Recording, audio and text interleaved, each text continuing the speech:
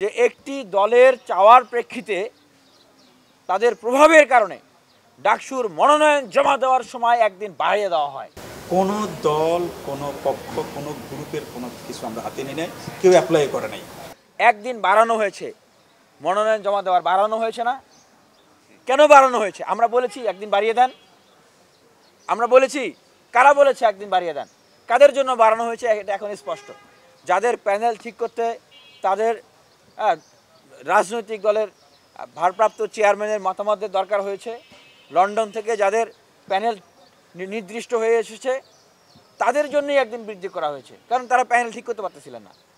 তাহলে এখন দেখেন যে একটি দলের চাওয়ার প্রেক্ষিতে তাদের প্রভাবের কারণে ডাকসুর মনোনয়ন জমা দেওয়ার সময় একদিন বাড়িয়ে দেওয়া হয়।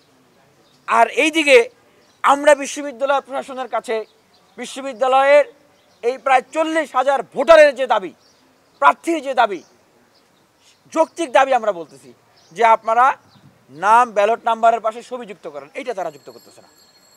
আমরা যৌক্তিক দাবির কথা বলতেছি যে সেই 19 সালে যারা আমাদের উপরে হামলা করেছে, যাদের নেতৃত্বে হামলা হয়েছে, অন রেকর্ড আছে সেই বিষয়গুলো, সেগুলোর আপনারা বিচার করেন।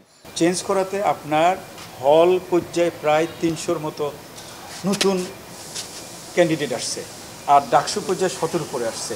তার মানে এতগুলো ছাত্রছাত্রী বাদ পড়ে যাচ্ছিল। আপনাদের সামনে দিয়ে আসছিল সেদিন যে স্যার আমি খাগড়াছড়ি থেকে আসছি, আমি দিনাজপুর থেকে আসছি, আমি খুলনা থেকে আসছি।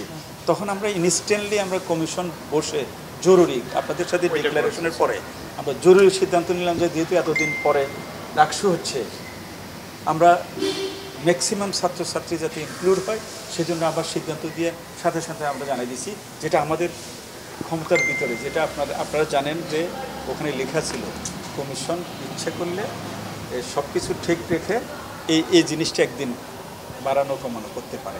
তো সেটাই আমরা অ্যাপ্লাই করছি। আমরা কোনো দল, কোনো পক্ষ, কোনো গ্রুপের কোনো কিছু আমরা হাতে নিই নাই, কেউ অ্যাপ্লাই করে নাই।